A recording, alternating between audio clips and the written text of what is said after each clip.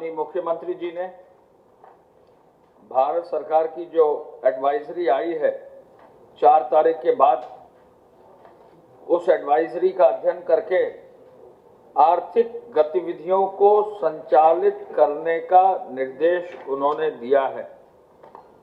उन्होंने कहा कि लॉकडाउन अवधि में भी संभावनाएं तलाश की जाए, संक्रमण के सुरक्षा से उपाय अपनाते हुए औद्योगिक गतिविधियों को अवश्य संचालित किया जाए।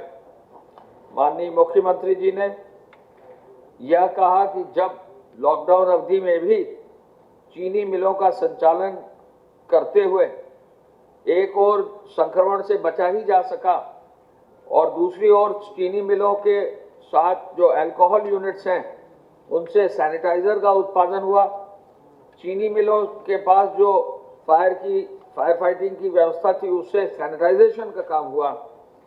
इसी तरह ईंट भट्टा का भी जो है चलाकर आपको संज्ञान में है लगभग 12,000 से अधिक ईंट भट्टे प्रदेश में चल रहे हैं। उसी तर्ज पर जहां चीनी मिल चल सकती हैं, ईंट भट्टे चल सकते हैं, क्यों नहीं उद्योग चल सकते हैं। आज बहुत गंभीरता से इस पर चर्चा की और एक नया आयाम देने के लिए और बृहद योजना देने के लिए उन्होंने निर्देश दिया। मैं ये बता दूं कि आज शाम को 6 बजे माननीय मुख्यमंत्री जी सभी जो नोडल अफसर्स गए थे जिलों के लिए, वरिष्ठ अधिकारी गए थे, उनके साथ बैठक करेंगे और रात 8 बजे जो है जिलाधिकारी और पुलिस के अधिकारियों के साथ और अन्य वरिष्ठ अधिकारियों के साथ वीसी भी करेंगे।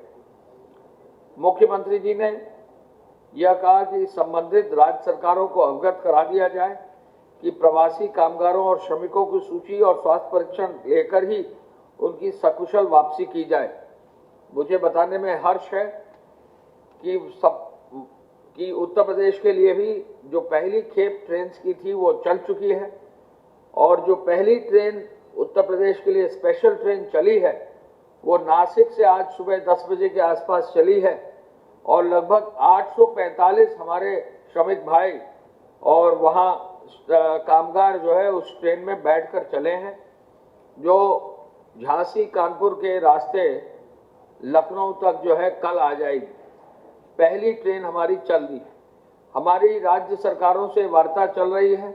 मुख्यमंत्री जी ने आदेश किया है कि महाराष्ट्र से और गुजरात से प्रदेशों के अधिकारियों से वार्ता करके वहां से ट्रेन और अधिक चलाने की व्यवस्था की जाए। आज ही महाराष्ट्र और गुजरात से चर्चा कर ही जा रही है कि और अधिक ट्रेन चलाई जाए, लेकिन शर्त हमारी यह है कि जब ट्रेन चले तो उसके पहले हमारे पास पूरी सूची विवरण आ जाए और ये प्रमाण पत्र भी आ जाए कि हर व्यक्ति जो ट्रेन में चल रहा है वो स्वस्थ है और उसकी स्क्रीनिंग कर दी गई।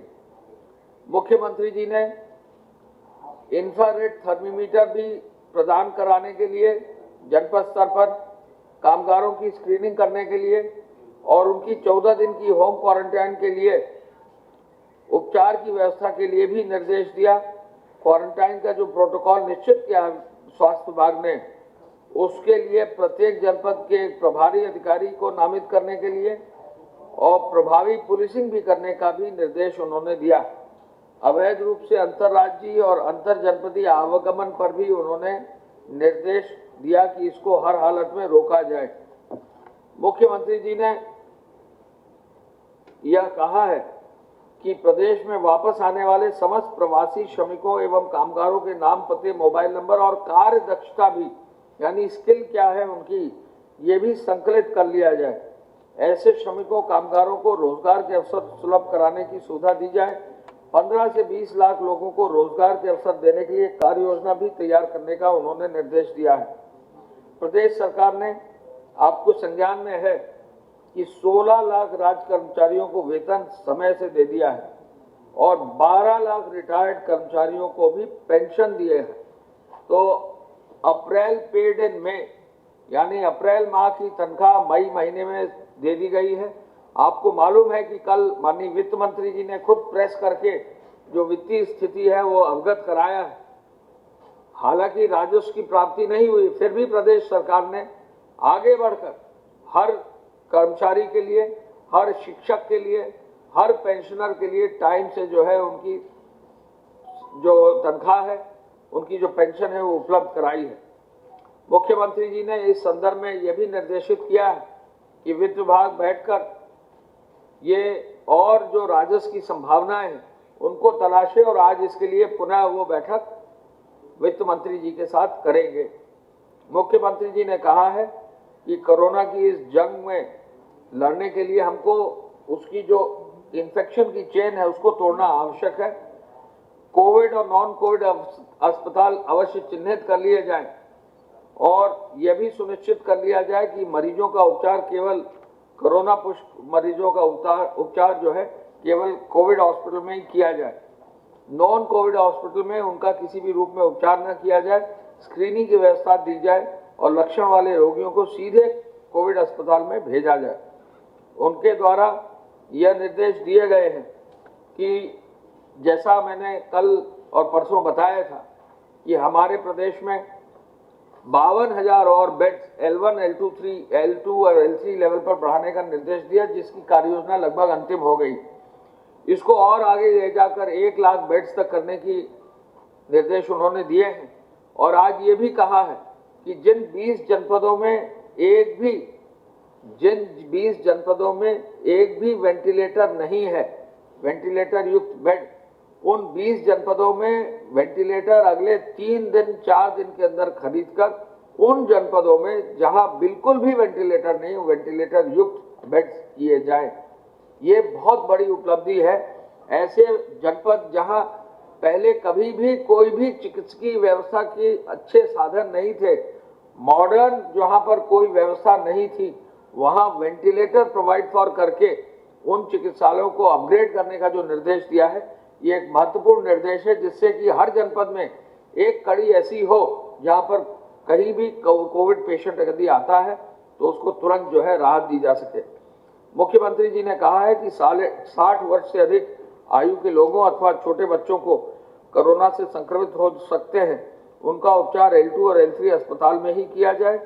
L1, L2, L3 चिकित्सालयों में बेड की संख्या को तेजी से बढ़ाने का निर्देश उन्होंने बताया। मैंने आपको सभी मंडलों में L3 अस्पताल स्थापित किए जाए, अभी मैंने आपको बताया, वेंटिलेटर लगाकर, और डॉक्टरों और पैरामेडिक्स की प्रशिक्षण की व्यवस्था की जाए। ये भी एक बड़ा काम होगा। निजी चिकित्सालयों तथा आयुष के चिकित्सकों को प्रशिक्षित करने का पूरा आज उन्होंने निर्देश दिया है। माननीय मुख्यमंत्री जी ने मेडिकल संक्रमण पर आज फिर गंभीर चिंता व्यक्त की है और जो भी सुरक्षा के उपकरण है, ओपीडी किस तरह चलेगी, इसका निर्देश भी उन्होंने दिया है। टेलीफोन पर मरीजों को परामर्श देने का भी निर्देश दिया है। क्वारंटाइन सेंटर, आश्रय स्थल, community kitchen, door to door delivery और बेहतर हो, सोशल डिस्टेंसिंग और बेहतर तरीके से लागू की जाए, भोजन ऐसे प्रिपेयर किया जाए कि कहीं भी कोई कठिनाई ना हो, ये भी जो है एक आवश्यक निर्देश उन्होंने दिया है। मंडियों के लिए उन्होंने एक विशेष निर्देश ये दिया है कि मंडियां कुछ ही घंटों के लिए खोली जा रही। प्रदेश में हर जनपद में अब इंस्ट्रक्शंस जा रहे हैं कि मंडियां लंबी अवधि के लिए खोली जाए, जिससे एक समय पर भीड़ ज़्यादा ना हो। सामान्यतः सुबह 7 बजे से शाम 7 बजे तक जो रिटेल की मंडी है वो खोली जाए। थोक की मंडी तो सुबह 4 बजे खुल जाती हैं। रिटेल मंडियां जो है लंबी अवधि तक खोली जाए, ये निर्देश अब जा रहे हैं, जिससे कि भीड़ ज़्यादा ना हो।